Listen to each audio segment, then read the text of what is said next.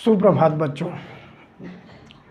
आज हम आपको बोर्ड पेपर कक्षा 12 का मॉडल पेपर बताएंगे कि आपके पेपर में हिंदी के किस भाग से कितने कितने नंबर के प्रश्न आते हैं और कैसे प्रश्न आते हैं। अगर आप इसको समझे और जाने रहेंगे तो अच्छे से तैयारी करके आप हिंदी में अच्छा नंबर स्कोर कर सकते हैं। तो मेरा बस ये ध्येय है आपको इसके बताने का कि आपको खंड बाई खंड और एक एक प्रश्न का पता हो कि वह कितने कितने नंबर का आता है, ताकि आपके दिमाग में हमेशा ये बना रहे पेपर करते समय कि अगर मैं इसको कर दूंगा तो मुझे इसमें इतने नंबर प्राप्त हो जाएंगे। तो इस वजह से मैं आपको आपका मॉडल पेपर कैसा आएगा या आपका बोर्ड पेपर कैसा आता है उसका एक मॉडल लेके आया हूँ और पूरी कोशिश करूँगा कि आपको अच्छे से समझाऊँ। तो आइए हम लोग मॉडल पेपर देखते हैं।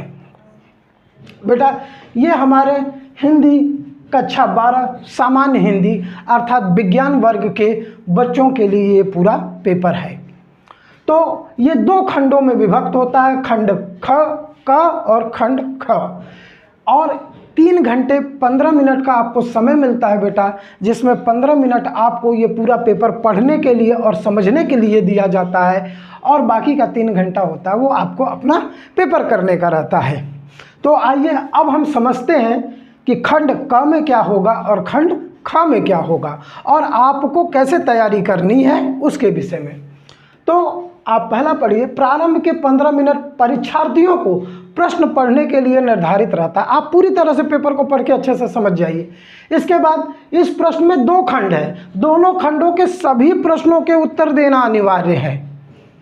अब आप पे डिपेंड करता है, अगर आप अच्छे से तैयारी करेंगे तो आप पूरा करेंगे।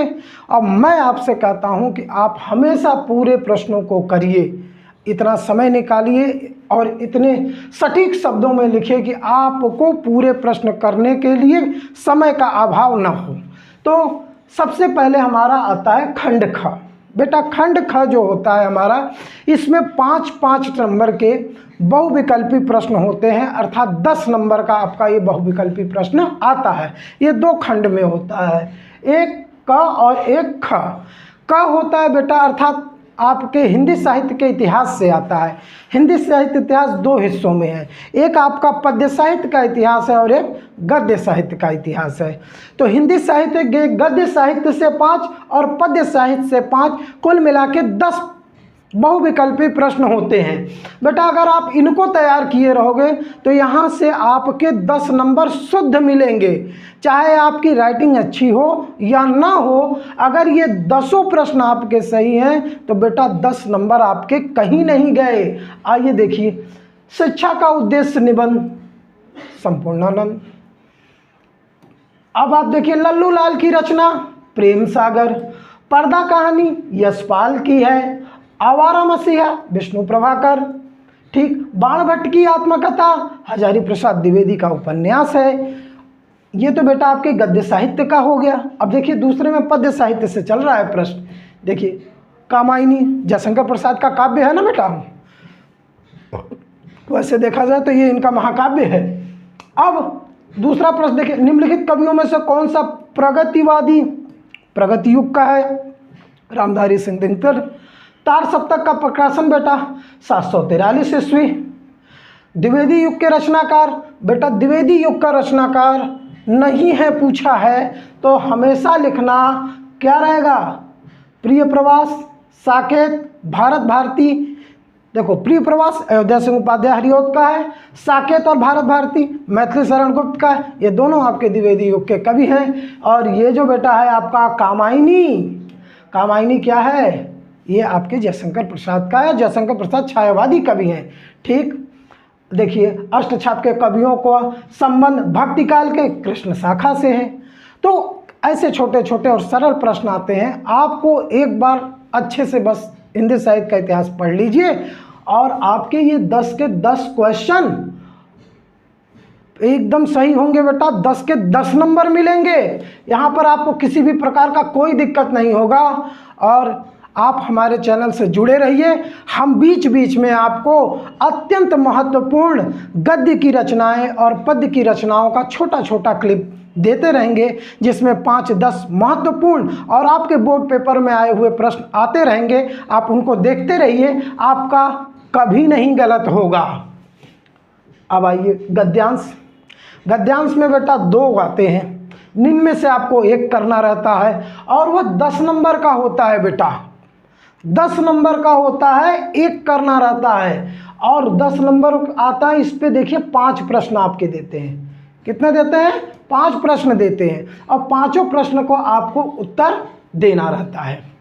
पहला पूछता है इसका संदर्भ, गद्यांश का संदर्भ। बेटा जिस आपके हिंदी के जिस पाठ से दिया रहेगा उसको आपको उसका संदर्भ लिखना रहेगा। आइए संदर्भ लिखना बता देता हूँ। जैसे धरती माता के कोख में जो अमूल्य निधि, पहला जब आप ये पढ़ेंगे तो यह बेटा आपके राष्ट्र के स्वरूप वासुदेव शरण अग्रवाल के पाठ से है। तो आप इसका संदर्भ जब भी लिखेंगे तो लिखेंगे प्रस्तुत गद्यांश हमारी पाठ्य पुस्तक हिंदी के राष्ट्र का स्वरूप नामक वासुदेव शरण द्वारा रचित राष्ट्र के स्वरूप नामक पाठ से लिया गया है। आपका संदर्भ पूरा हुआ। ठीक, अब कहती है, अब जैसे जैसे प्रश्न पूछेगा बेटा वैसे वैसे आपको इसका आंसर देना रहेगा। धरती वसुंधरा क्यों कहलाती है? रेखांकित अंश की व्याख्या कीजिए। पृथ्वी की देह को किसने सजाया? भावी आर्थिक अभ्युदय हेतु हमें क्या करना चाहिए? तो इन सभी प्रश्नों का आपको उत्तर देंगे। प्रत्येक प्रश्न 2-2 नंबर का होता है। 5 प्रश्न आते हैं और इसमें 10 नंबर होता है। और हमारा चौथा क्वेश्चन जो होता है बेटा, प्रथम 2 क्वेश्चन आपको समझा दिए, बहुविकल्पी रहेंगे। तीसरा क्वेश्चन आपका गद्यांश से रहेगा और चौथा क्वेश्चन आपका पद्यांश से रहता है। इसमें भी जस्ट उसी तरह है, किसी पाठ के आपके पद्य का एक छोटा सा अंश दे देगा और उससे संबंधित आपको क्या रहेंगे? प्रश्न रहेंगे। दुर्बलता का चिन्ह विषय इस शपथ है पर और लाजन के लिए कौन सा पथ है? यदि मैं उकसाई गई भारत से हूँ तो पति समान ही स्वयं पुत्र भी खोऊं। ठहरो मत रोको मुझे कहूँ सो सुन लो, पाओ यदि उसमें सार उसे सब चुन लो। करके पहाड़ सा पाप मौन रह जाऊं, राई भर भी अनुताप न करने पाऊं। बेटा ये कैकेयी के अनुताप मैथिली शरण गुप्त से लिया गया है। और आपको देखिए अब इसमें दिया है ना 5 प्रश्न दिए, ये भी 10 नंबर का है। तो अगर आप इन 5 प्रश्नों का देखिए, आपको ये पता होना चाहिए कि किस पद्य से आ रहा है, यानी किस कवि के द्वारा लिखा पद्य आ रहा है और किस लेखक के द्वारा लिखा गद्य आ रहा है। आपको पढ़ेंगे कैसे? जब आप एक बार अपनी किताब पढ़े रहेंगे, कविताएं पढ़े रहेंगे तो बड़े आराम से आप उसको पकड़ लेंगे कि ये कहाँ से लिया गया है। ठीक, तो इसमें भी वही संदर्भ लिखना है। पहला प्रश्न यही है, पद्यांश का संदर्भ लिखिए। बेटा संदर्भ जैसे अभी आपको मैंने गद्य साहित्य के लिए बताया, पद्य साहित्य का भी सेम है, बस गद्यांश के जगह पद्यांश लग जाएगा। हो जाएगा कि प्रस्तुत पद्यांश हमारी पाठ्य पुस्तक मैथिली शरण गुप्त द्वारा रचित साकेत के कैकेयी अनुताप से लिया गया है। बस हो गया। बाकी सारे प्रश्न आप इसमें पढ़िए, आ जाएगा। रेखांकित किया हुआ है तो उनका व्याख्या करना रहता है। व्याख्या आपको हमने बताया भी है, पढ़ाया भी है और हम आगे भी आपको इसके विषय में पढ़ाएंगे। हमारा आगे वीडियो आता रहेगा, आप उसको देखते रहिए। व्याख्या आपको कहीं भी गलत नहीं होगी। व्याख्या इतना सटीक बता दूंगा कि आप कभी भी गलत नहीं कर पाओगे। ठीक है, इसके बाद देखिए हमारा 5वां क्वेश्चन। 5वां क्वेश्चन बेटा हमारा होता है कवि परिचय या लेखक परिचय। ठीक है, ये 2 खंड में होता है, कवि परिचय और लेखक। देखो 5 का क 5 का ख 2 आते हैं इसमें एक जगह लेखक अर्थात गद्य साहित्य के होते हैं और एक जगह कवि अर्थात पद्य साहित्य के होते हैं। तो अगर आपने जैसे आप ऊपर देखिए, आचार्य हजारी प्रसाद द्विवेदी जी, APJ अब्दुल कलाम, वासुदेव शरण अग्रवाल, किन्हीं एक कवि का, कहीं एक लेखक का साहित्यिक परिचय देते हुए उनकी प्रमुख रचनाओं का, यहाँ पे आपको साहित्यिक परिचय उनका देगा होगा। तो साहित्यिक परिचय में उनका लेखन कैसा था, उन्होंने कौन सी शैली अपनाई, कौन सी भाषा अपनाई और उनका भाव क्या था लिखने का, वो कहना क्या चाहते थे अपने उस निबंध में, उसको वर्णन करना है। और फिर उनके कुछ रचनाओं का वर्णन कर दीजिए। आइए दूसरा देखते हैं, निम्नलिखित में से किसी एक कवि का साहित्यिक परिचय देते हुए उनकी कृतियों पर प्रकाश डालिए। इनके भी साहित्यिक परिचय का देना, थोड़ा सा 2 लाइन में उनका परिचय दे दीजिए। इसके बाद उनका भाव कैसे थे, उनका कला पक्ष कैसे था, इसका वर्णन कर दीजिए। ये हो जाएगा इनका साहित्यिक परिचय। और दोनों बेटा 5-5 नंबर के हैं और दोनों मिलाकर के आपके 10 नंबर होते हैं। छठा क्वेश्चन देखिए बेटा, हमारा जो कहानी है, आपने कहानी पढ़ा होगा, बहादुर है, पंचलाइट है, ध्रुव यात्रा है, लाठी, ये 3-4 कहानियाँ आपके सिलेबस में लगी हुई हैं। तो अब हम अगर बहादुर, पंचलाइट, ध्रुव यात्रा, लाठी जो भी पढ़े हैं, तो हमें पहली बात तो उनका कथा वस्तु याद होना चाहिए, यानी वो कथा संक्षेप में हमें याद होनी चाहिए। छोटे में वो कथा का एक प्रारूप हमको याद होना चाहिए, क्योंकि प्रश्न वही, पहला प्रश्न वही रहता है बेटा, बहादुर अथवा पंचलाइट कहानी का उद्देश्य या प्रकाश डालिए और ध्रुव यात्रा कहानी की कथा वस्तु अपने शब्दों में लिखिए। उनका उद्देश्य यानी वो कहानी के माध्यम से क्या कहना चाहते हैं और कथा वस्तु लिख दीजिए। ये बेटा 5 नंबर का आता है। अगर आप थोड़ा सा भी इस पे मेहनत कर लें, अगर अपने जो पढ़ाई का समय है उसमें से थोड़ा सा भी समय निकाल करके आप पर डे अगर आधा घंटा भी हिंदी के लिए देते हैं, तो आपके हिंदी के पेपर में 80 से 90 नंबर कहीं नहीं गया, बड़े आराम से आप निकाल लेंगे। ठीक है बात, तो ये हो गया हमारा कहानी का। तो ये कितने नंबर का आता है? 5 नंबर का आता है बेटा। इसके बाद आपका आता है जो आपके सिलेबस में लगा खंड काव्य है। बेटा खंड काव्य हर डिस्ट्रिक्ट का अलग अलग होता है, तो आप अपने जिला के अनुसार जो आपका खंड काव्य है, आप देखेंगे तो कहीं पर आपको आलोक वृत्त मिलेगा, कहीं पे आपको रश्मिरथी मिलेगा, कहीं पे मुक्त यज्ञ मिलेगा, त्यागपथी मिलेगा, श्रवण मिलेगा। तो जहाँ तक हम लोग के आसपास के क्षेत्र में है तो रश्मिरथी, मुक्त यज्ञ और आलोक वृत्त ही मिल जाएंगे। तो आपको अपने जिले से संबंधित खंड काव्य में 2 चीज़ें याद होनी चाहिए। एक जो खंड काव्य का नायक है उसका चरित्र चित्रण, और दूसरा खंड काव्य की कथा वस्तु का सारांश। ये 2 प्रश्न अगर आपके अच्छे से तैयार हैं तो बेटा खंड काव्य से आपको कोई चिंता करने की ज़रूरत नहीं है, बस यही फंसेगा आपका। और बेटा ये 5 नंबर का आता है, कहानी भी 5 नंबर की, खंड काव्य पे आने वाले प्रश्न भी 5 नंबर के।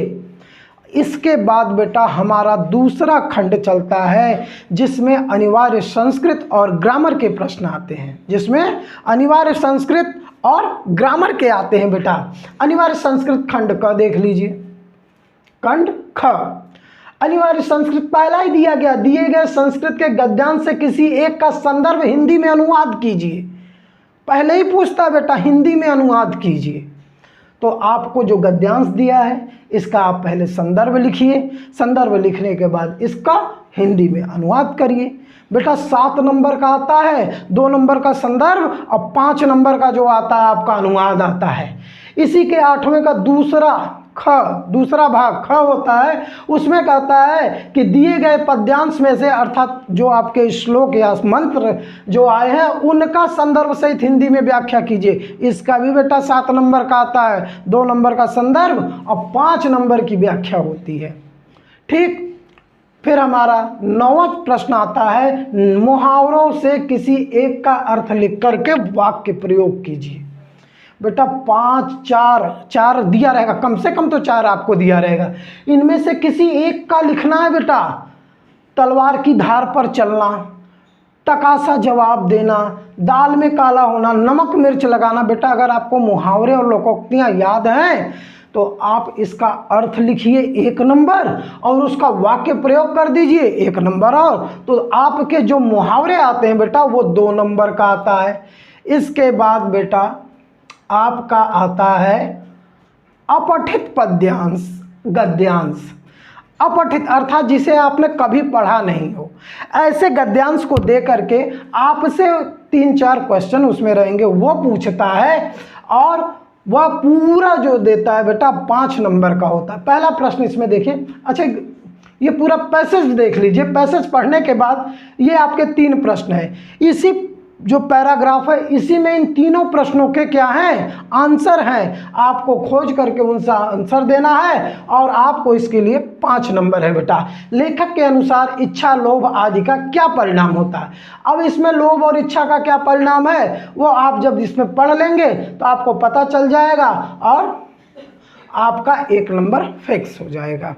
उसी तरह इन प्रश्नों को भी पढ़िए और पैराग्राफ में पढ़िए, जो सटीक उत्तर लगता है वह लिख दीजिए। आपको ये 5 नंबर का आता है बेटा। और जहाँ तक मुझे उम्मीद है अगर आप थोड़ा सा भी मेहनत किए रहोगे तो ये 5 के 5 नंबर आपके हैं। फिर आइए नेक्स्ट प्रश्न आपका कहता है कि शब्द युग्म दिए हैं उनका सही अर्थ क्या है। ये भी विकल्पी टाइप रहता है बेटा। 2 शब्द दिए रहेंगे और दोनों एकदम मिलता जुलता रहेगा लेकिन उनका अर्थ एकदम अलग अलग होगा। जैसे देखिए वसन और व्यसन, वसन और व्यसन दोनों शब्द लगभग में सामान्य हैं, उच्चारण में थोड़ा सा अंतर है, लेकिन अगर हम जल्दी से बोल दें तो आपको जल्दी पता नहीं चलेगा कि क्या बोल दिया आपने, लगेगा कि दोनों एक जैसा है, लेकिन बेटा थोड़ा सा अंतर है। जो ये थोड़ा सा अंतर ही दोनों शब्दों का क्या करता है, अर्थ बदल देता है। देखिए वसन और व्यसन, वसन मतलब क्या होता है बेटा, वस्त्र कपड़े होते हैं, और व्यसन माने होता है जो आपकी आदतें हैं, वही आपका व्यसन है। ठीक, ये 11 नंबर भी आपका 1 नंबर का है।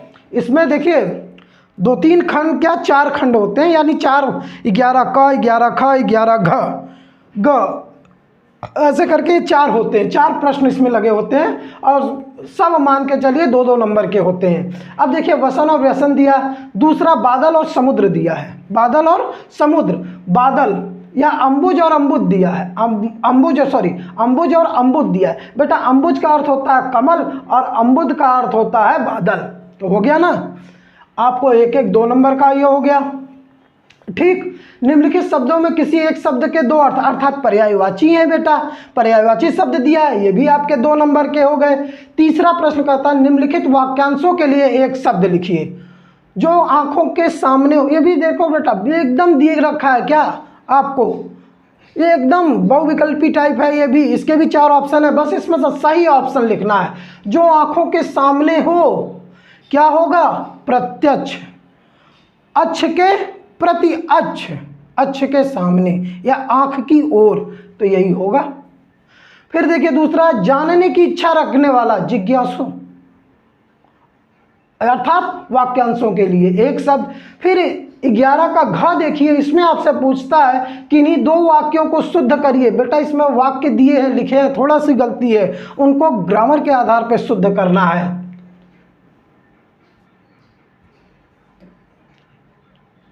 ठीक, यहाँ पर आपको थोड़ा सा मेहनत करना होगा और 1-2 बार अगर आप देख लेंगे तो मुझे लगता है कि जो ग्रामर के या व्याकरण संबंधी त्रुटियाँ उनको बड़े आराम से करके आप शुद्ध कर लेंगे। फिर आपका आता है बेटा 12 नंबर प्रश्न कहता है, इसके भी 3 भाग होते हैं, क ख ग। क में कहता है बेटा रस, किसी एक रस की उदाहरण सहित व्याख्या करो। दूसरा कहता है अलंकार का, आपको 2 अलंकार दे देगा, उसमें कहेगा किसी एक अलंकार की परिभाषा उदाहरण सहित लिखो। फिर दोहा सोरठा, इसमें आपसे कहेगा कि किसी एक छंद का परिभाषा उदाहरण और मात्राओं की गणना के साथ करना होता है। बेटा ये भी आपके 2-2 नंबर के तीनों प्रश्न होते हैं और शुद्ध होता है बेटा, ये तो एकदम कंफर्म है, आपके लिए आउट होता है कि ये आना ही आना है। और आपका निर्धारित भी है कि वही 2-3 अलंकार, वही 1-2 जो छंद है और वही जो आपके 1-2 रस है, वो बराबर वही पूछता है, उसके बाद कभी कुछ नहीं पूछता। तो ये तो आपका फिक्स और आउट रहता है। इसके बाद बेटा 13वां प्रश्न आता है हमारा, हमको प्रार्थना पत्र देना होता है।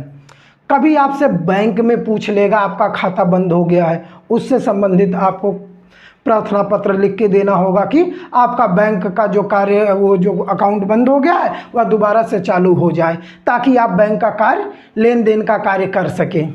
या फिर कभी पूछ लेगा आपसे लोन लेने के लिए, यानी आपको पढ़ाई के लिए एजुकेशन लोन लेना, उससे संबंधित आपसे प्रश्न पूछ लेगा। या किसी और कारण से, या फिर आपको व्यापार करने के लिए लोन लेना हो बैंक से, उसके लिए दे देगा। इसके अलावा आपके यहाँ बिजली का बिल या आपके यहाँ बिजली खराब हो गई है, उससे संबंधित प्रश्न आपको प्रार्थना पत्र दे सकता है।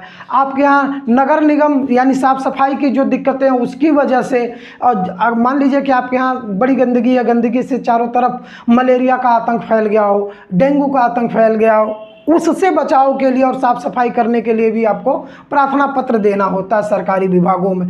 तो उन सब किससे संबंधित आपको प्रश्न यानी एक लेटर लिखने के लिए या एक प्रार्थना पत्र या आवेदन पत्र करते हैं। कभी कभी जैसे वैकेंसी आ जाती है आपके विद्यालयों में वैकेंसी आ गई है और उसके आवेदन करना है आपको, तो उसके लिए जो प्रार्थना पत्र होता है, ऐसे संबंधित आपको प्रार्थना पत्र आएंगे। आप हमसे लगातार जुड़े रहिए। हमसे आप अगर जुड़े रहेंगे तो हमारा वीडियो आता रहेगा और हम आपको पत्र लिखना, कैसे पत्र लिखा जाता है, और एक पत्र लिख करके अगर हमने एक पत्र ही पढ़ा है तो उससे संबंधित दूसरा अगर आ गया तो आप दूसरे विषय में कैसे पत्र लिख सकते हैं। अगर एक पत्र आपको याद है, थोड़ा बहुत चेंज करके हम उससे संबंधित दूसरा पत्र भी लिख सकते हैं, ज़्यादा अंतर नहीं होता है। आप हमसे जुड़े रहिए, हम आपको प्रार्थना पत्र लिखना सिखा देंगे, बता भी देंगे। अगर आप जो तैयार करके गए हो अगर वो ना आया और दूसरा आ गया तो ये आप चिंता ना करिएगा, जो आप तैयार किए हो उसी में थोड़ा सा हेर फेर बदल करके उस दूसरे से संबंधित किया जा सकता है। बस आप हमसे लगातार जुड़े रहिए, हम आपको प्रार्थना पत्र लिखना तो एकदम अच्छे से सिखा देंगे, ठीक। और आखिरी प्रश्न होता है बेटा हमारा निबंध। और याद रखिए, जो ये आपका प्रार्थना पत्र होता है बेटा 6 नंबर का होता है, और रस छंद अलंकार भी आपके 2-2 नंबर के होते हैं, अर्थात वो भी 6 नंबर के हो गए। और हमारा आखिरी होता है बेटा निबंध। क्या होता है? निम्नलिखित विषयों में किसी एक पर अपनी भाषा शैली में कम से कम बेटा 80 से 100 शब्दों में तो आपको लिखना ही रहता है निबंध। तो ज़्यादातर निबंध देखिए विज्ञान के चमत्कार हो गए, बेरोजगारी हो गया, जनसंख्या विस्फोट हो गया, विज्ञान के चमत्कार हो गया, आपका कोई प्रिय कवि हो गया, ठीक, और पर्यावरण से संबंधित हो गया, ठीक, और जो समस्याएं चल रही जैसे आतंकवाद की समस्या, बेरोजगारी की समस्या, ये सब जो है बेटा ज्वलंत मुद्दे होते हैं और इन सब पे अक्सर प्रश्न आते रहते हैं। तो निबंध लिखना रहता है। अगर आप हमसे जुड़े रहेंगे तो हम आपको निबंध लिखने का तरीका भी बता देंगे कि आप कैसे कम से कम शब्दों में एक अच्छा निबंध कैसे लिख सकते हैं, उसके विषय में भी हम बात करेंगे। बेटा निबंध लिखने में भी आपको 9 नंबर का है, 2 नंबर अलग से, 7 नंबर अलग से। ये 2 और 7 नंबर बांटने का कारण क्या है? जब हम निबंध लिखते हैं तो जब हम उसका प्रारूप तैयार करते हैं कि कैसे निबंध लिखा जाए, कौन कौन से उसमें हेडिंग्स होंगे, तो जब उसका वो प्रारूप तैयार करते हैं बेटा, उस प्रारूप के लिए 2 नंबर होता है। और उस प्रारूप में जितने भी हमने हेडिंग्स दिए हैं और जब उस हेडिंग्स को लिख करके उसकी व्याख्या करते हैं तो उसके लिए ये 7 नंबर व्याख्या के लिए होता है। इस तरह से आपके पूरे निबंध का 9 नंबर होता है बेटा। इस तरह से ये पूरा आपके 100 नंबर का पेपर आता है।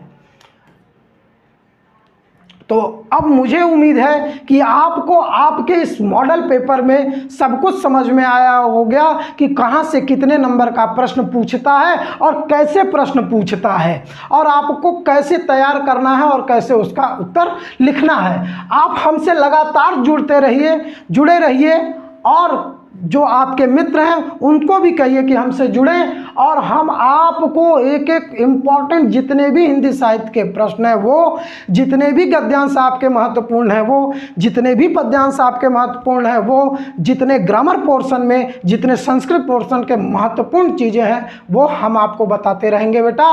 और आपको यह जो मॉडल पेपर का आज मैंने बताया कि आपके कितने कितने नंबर के आते हैं, वो कैसे आते हैं, वो आप हमें कमेंट्स करके बताइए।